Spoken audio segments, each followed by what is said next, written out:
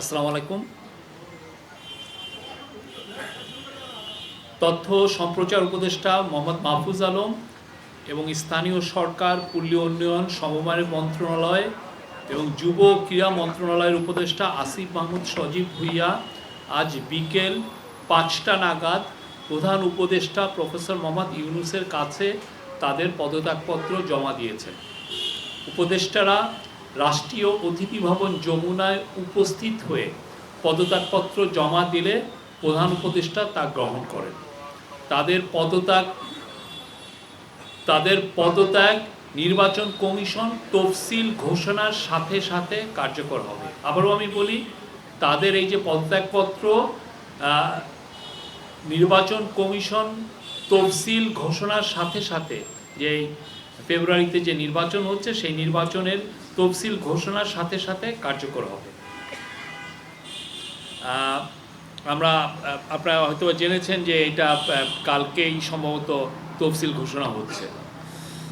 জুলাই গণ অভ্যুত্থানের সম্মুখ সারিতে থেকে নেতৃত্ব দেয়া এই দুই ছাত্রনেতার পদত্যাগপত্র গ্রহণের পর প্রধান উপদেষ্টা তাদের ভবিষ্যৎ জীবনের মঙ্গল কামনা করেন।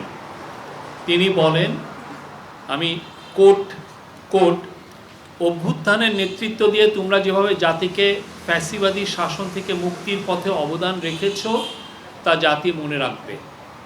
আমি বিশ্বাস করি ভবিষ্যতেও গণতান্ত্রিক উত্তরণ ও বিকাশে তোমরা একইভাবে সক্রিয় ভূমিকা রাখবে। প্রধান উপদেষ্টা আরও বলেন, আজ একটি ঐতিহাসিক দিন। প্রধান উপদেষ্টা আরও বলেন, এটা আবার কোর্ট, আজ একটি ঐতিহাসিক দিন। অন্তর্বর্তীকালীন সরকার সবসময় তোমাদের অবদান স্মরণ করবে। আমি তোমাদের সুন্দর ও শুভ ভবিষ্যৎ কামনা করি।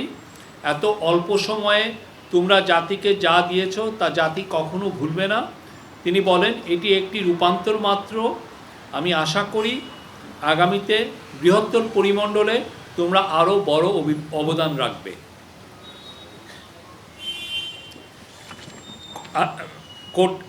আবার নিজেদের কর্মের মাধ্যমে দেশের মঙ্গলে নিয়োজিত থাকার আহ্বান জানিয়ে দুই ছাত্রনেতার উদ্দেশ্যে প্রধান উপদেষ্টা আরও বলেন, সরকারে থেকে যে অভিজ্ঞতা তোমরা অর্জন করেছ তা ভবিষ্যৎ জীবনে অবশ্যই কাজে লাগাতে হবে। Thank you. এই ছিল। Any question?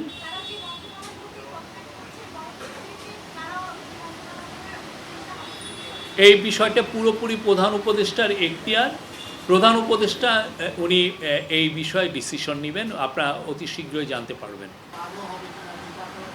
আমরা সরকারের তরফ থেকে সবসময় একই কথা বলছি, নির্বাচন ফেব্রুয়ারির প্রথমার্ধে হবে আমাদের সরকার বলছে। এবং আমরা যখন গ্রামে বা বিভিন্ন ডিস্ট্রিক্ট টাউনে যাই আমরা দেখেছি সেখানেও নির্বাচনের জোয়ার বইছে। কিন্তু সমস্যা হয়েছে যে কিছু কিছু তথাকথিত কমেন্টেটর যারা ইউটিউবে বা বিভিন্ন টিভিতে বসে এই কনফিউশনগুলো ছড়িয়েছেন, হ্যাঁ, তাদের মধ্যে তথাকথিত কিছু সিনিয়র সাংবাদিকও আছেন। তারা প্রতি মুহূর্তে এই কথা, এতে হয়তোবা আমরা দেখেছি যে এতে ওনারা হয়তোবা কিছু এক্সট্রা কিছু ভিউ পাচ্ছিলেন কিন্তু আমরা কিন্তু প্রথম থেকেই বলছি নির্বাচন ফেব্রুয়ারির প্রথমার্ধে হবে এবং এই বিষয়ে চিফ অ্যাডভাইজার সবাইকে প্রস্তুতি গ্রহণের কথা বলেছেন। আপনি দেখেছেন যে সব ধরনের প্রস্তুতি এই গভর্নমেন্ট নিচ্ছে। আজকে উনি সারা বাংলাদেশের যত ইউএনও আছে তাদেরকে উদ্দেশ্যে উনি অ্যাড্রেস করেছেন। উনি নির্বাচনের গুরুত্ব আবারও বলেছেন এবং এটা যে ঐতিহাসিক এবং স্মরণীয় নির্বাচন এই বিষয়ে সবাইকে বলেছেন যে এই বিষয়টা খেয়াল রাখতে হবে।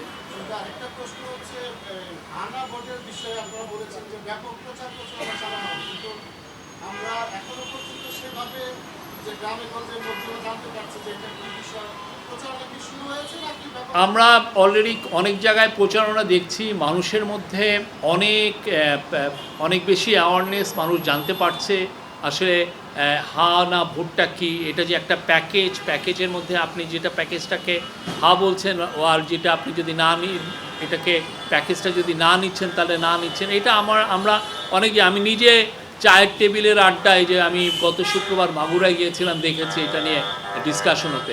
বাট আমাদের তরফ থেকে, গভর্নমেন্টের তরফ থেকে, গভর্নমেন্টের কালচারাল মিনিস্ট্রি, তথ্য সম্প্রচার মিনিস্ট্রি এবং অন্যান্য গভর্নমেন্টের যত উইং আছে, প্লাস ইলেকশন কমিশন, তারা এই বিষয়ে বিপুল উদ্যমে আমি বলবো যে তারা প্রচারণা চালাবেন। আমরা আশা করছি বাংলাদেশের প্রত্যন্ত অঞ্চলে যারা থাকেন তারা পর্যন্ত সবাই জানতে পারবেন এই গণভোটটা কিভাবে, কী কারণে করা হচ্ছে এবং কিভাবে এই হানা ভোটটা দিতে হবে।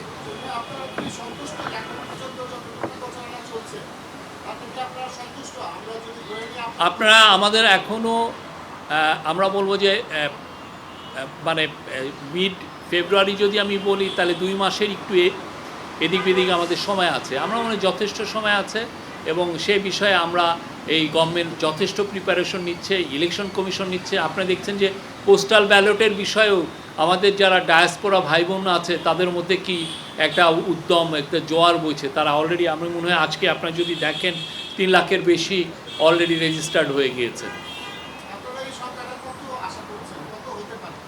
আমরা জানি না, 25শে ডিসেম্বর তো হচ্ছে কাট অফ টাইম। আমরা আশা করছি যত, আমাদের তো ডায়াসপোরা ভাই বোন অনেক, কেউ বলেন 1.5 কোটির মতো, কেউ বলেন 1 কোটি 20 লাখ। আমরা তো চাই সবাই পার্টিসিপেট করুন। আমরা তো চাই যে বাংলাদেশের যত নাগরিক আছেন বিদেশে সবাই এতে লিস্টেড হয়ে সবাই ভোট দিন। অন্য কেউ প্লিজ, আপনার অনেকগুলো কোশ্চেন করুন। আচ্ছা, আর কি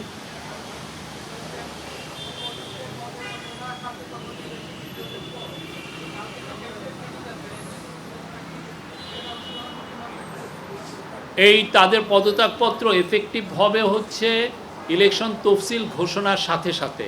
এখন ইলেকশন তফসিল ঘোষণা যদি কালকে সকালে হয়ে যায় তাহলে তো ওনারা পারবেন না, আর যদি এটা পরে হয় তাহলে ওনারা থাকতে পারবেন। এটাই আমি যেটুকু জানি আর কি। Thank you.